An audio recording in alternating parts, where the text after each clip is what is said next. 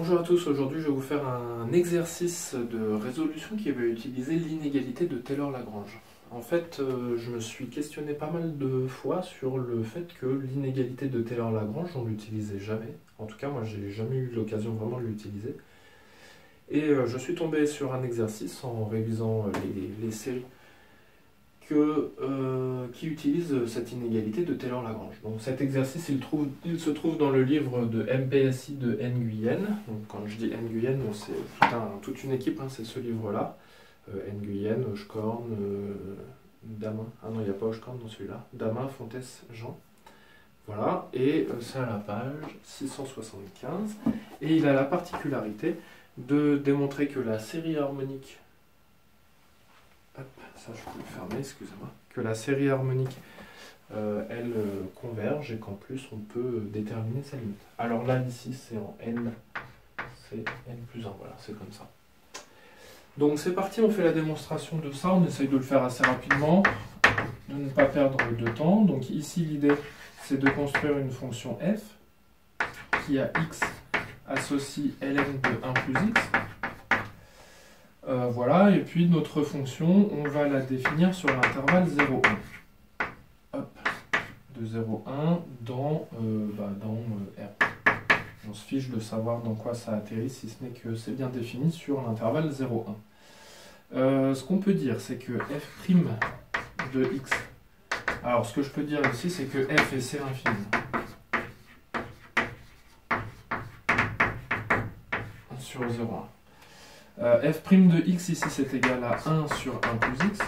F seconde de x c'est égal à moins 1 sur 1 plus x au carré. Et on prend garde à ne pas conclure trop rapidement. F troisième de x c'est égal à moins 2 à plus 2 sur 1 plus x au cube, etc. Et donc ce qu'on peut dire c'est que quel que soit n appartenant à n étoiles, f énième de x, c'est égal à moins 1 exposant, alors ici j'ai dérivé une fois, donc n plus 1, fois, ici, là j'ai n-1 factoriel, divisé par 1 plus x, exposant n. Voilà ce que l'on a. Ici, alors contrairement à la démonstration que j'ai fait dans une autre vidéo que vous pouvez aller voir, je l'ai mise dans le lien, la démonstration de cette inégalité-là.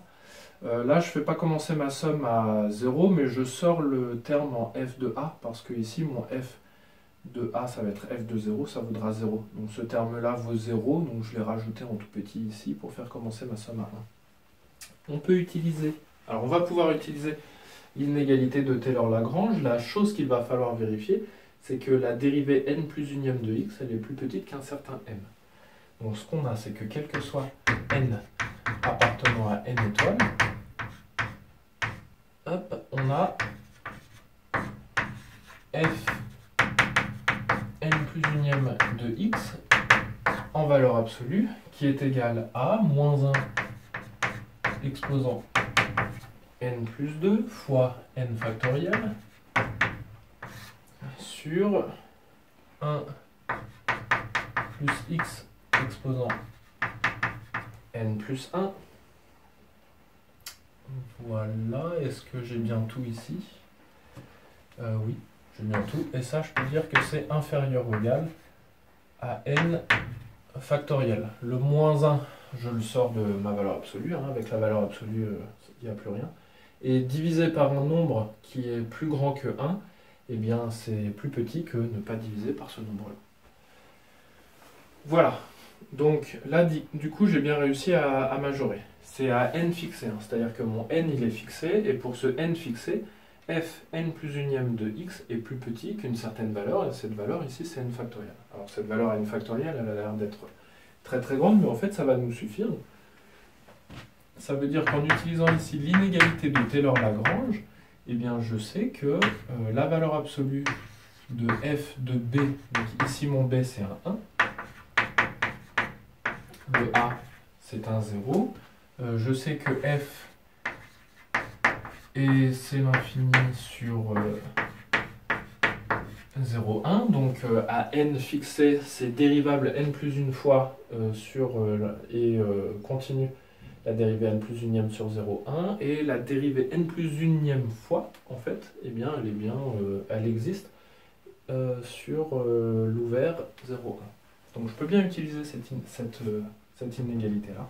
Et ça me fait f de 1 moins f de 0 moins la somme pour k allant de 1 jusqu'à n des f km de 0 sur k factoriel 1 moins 0 exposant k inférieur ou égal à n factoriel sur n plus 1 factoriel fois b moins a, donc c'est-à-dire 1 moins 0 exposant n plus 1.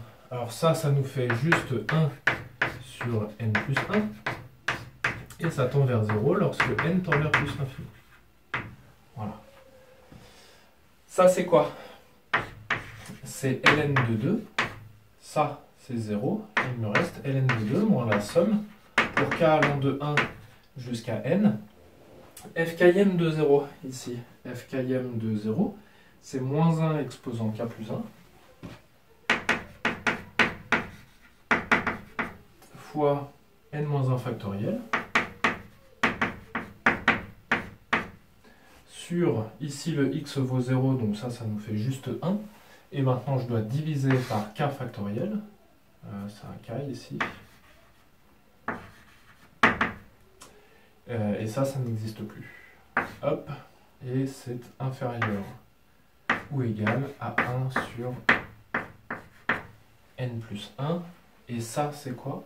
Eh bien c'est ln de 2 moins la somme pour k allant de 1 jusqu'à n de moins 1 exposant k plus 1 sur k. Parce que là les factoriels se suppriment. Donc j'ai exactement ma somme partielle ici.